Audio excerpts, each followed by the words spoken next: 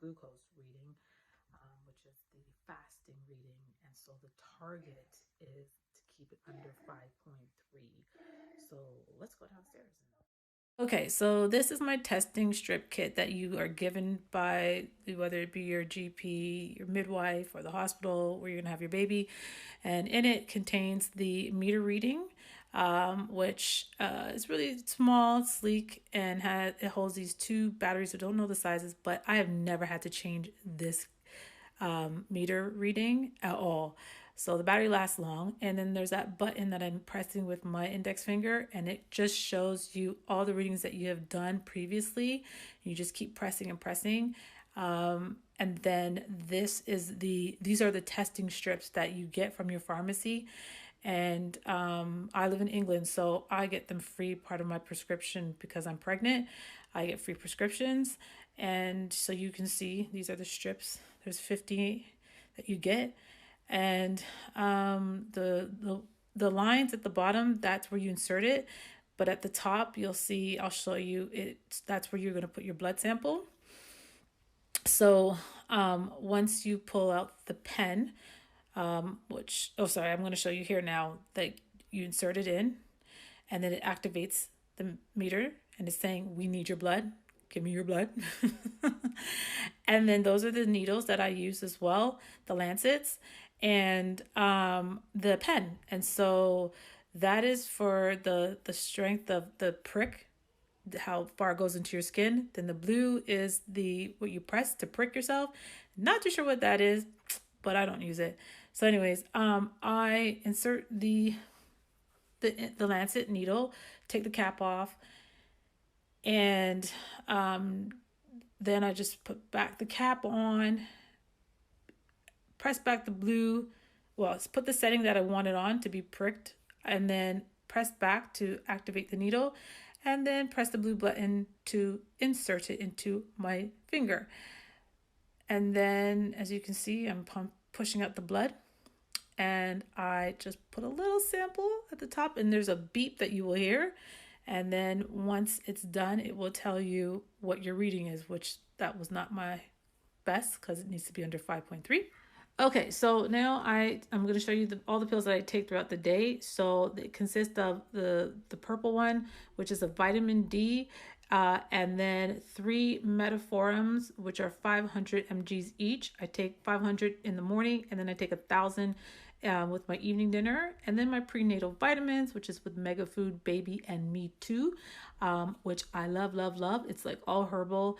I find it works best for me, especially in the beginning when I'm having my morning sickness. My morning sickness is not as hard as it was with my first one, and I think it's because it's a herbal vitamin. But I love it. I love the brand, and I've been using it for the last 3 pregnancies.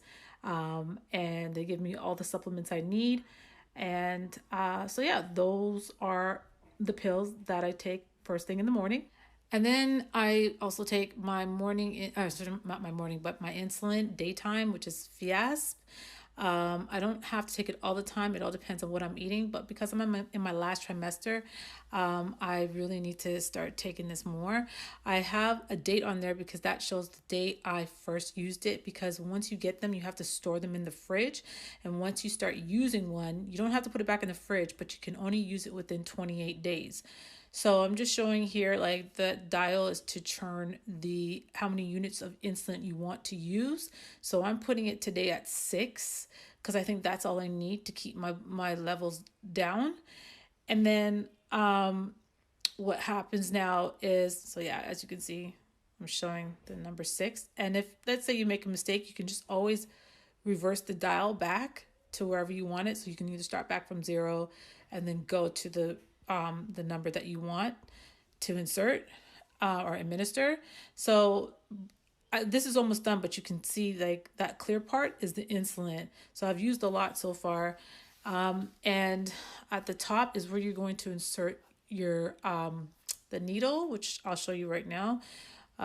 So you get a box full of these, and all you do is just you rip off the label part, and once you rip that off, you can see, once you look inside the tube, you'll see the needle on one end which gets inserted into the pen right there. And so you just insert and twist until it's tightly fastened. And then you pull off the cap. And so now there's the other side to the needle, which is that green part. So I'm just making sure I have it at 6. So I'm putting it at 6 right now. Once I have it at 6,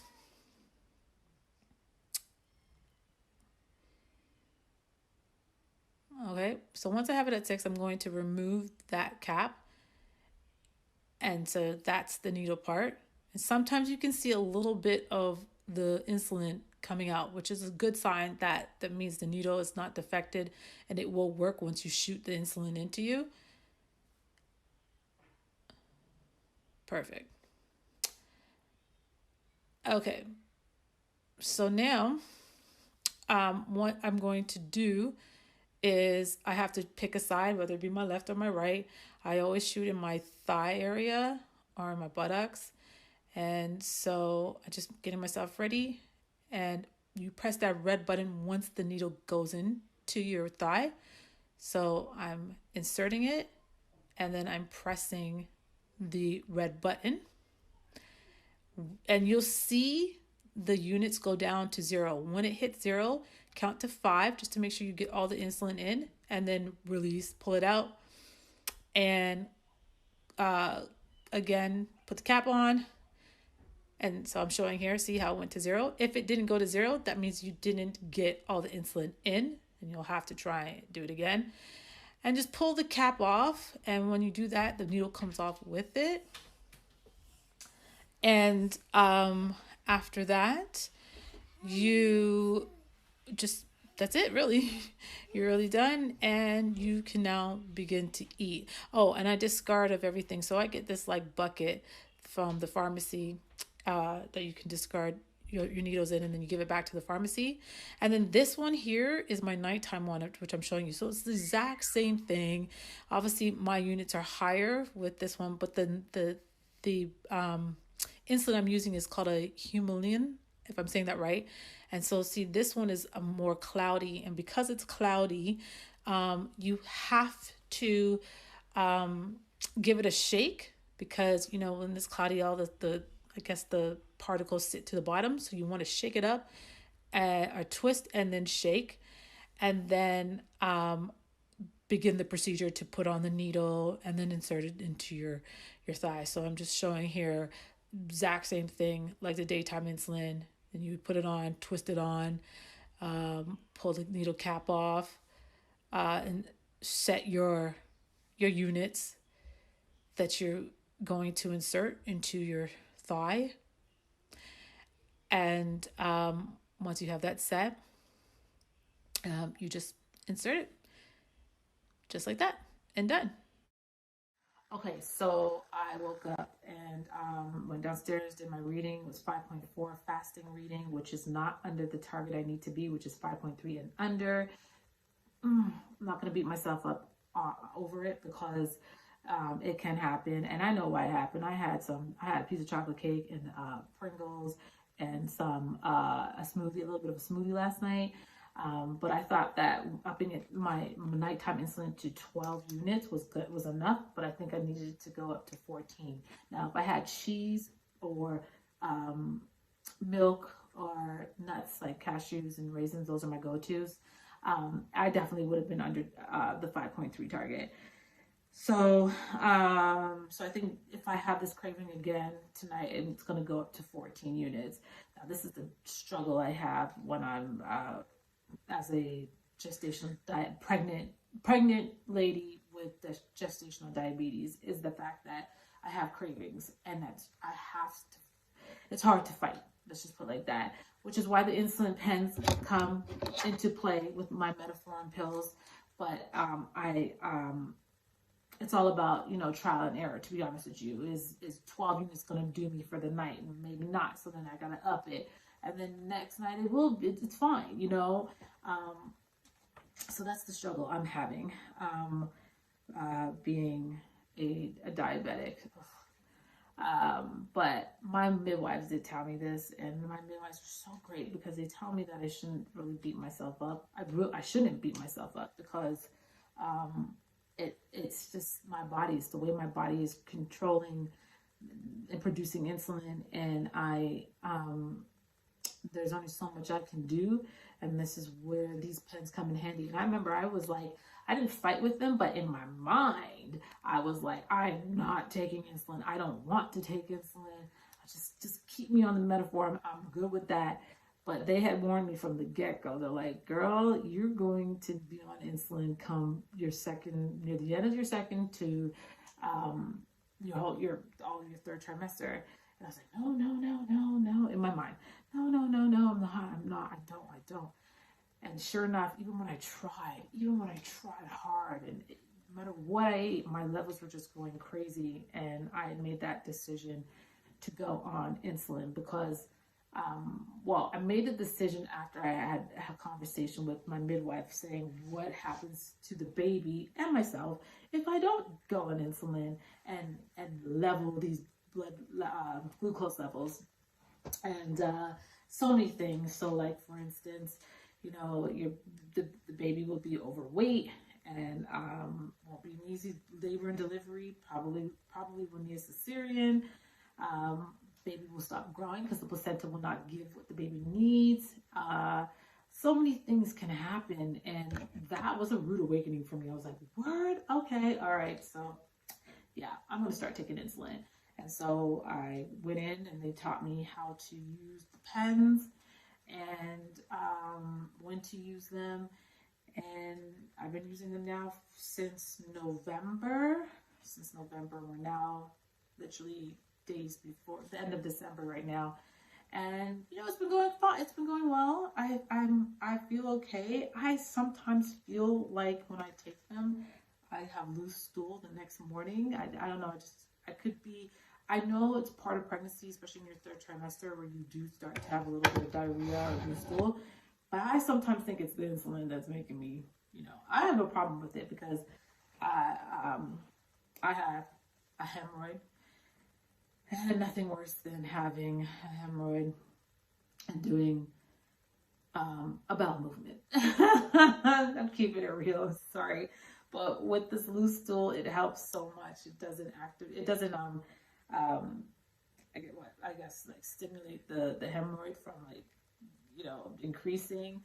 And so yeah, but anyways, I'm going all over the place now. But anyways, I'm going to go downstairs right now and have some breakfast. So today, and usually this is what I have. I'll have 2 fried eggs with a slice of toast, not buttered, with some cheese on top and a little bit of ketchup, with at least 50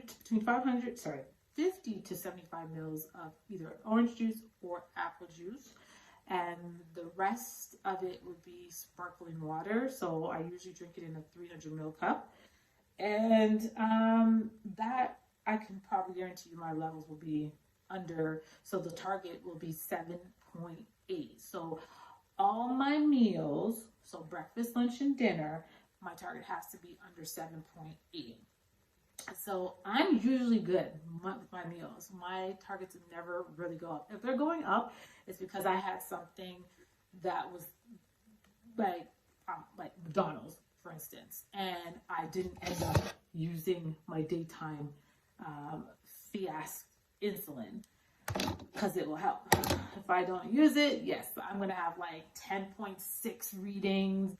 Or if I have like lunch, that's probably like French fries, like a handful of French fries alone is ridiculous. Like it will shoot my levels up. So I don't have it all the time. Let's just keep it real. I tend to eat quite well, which is why my meals are always really good.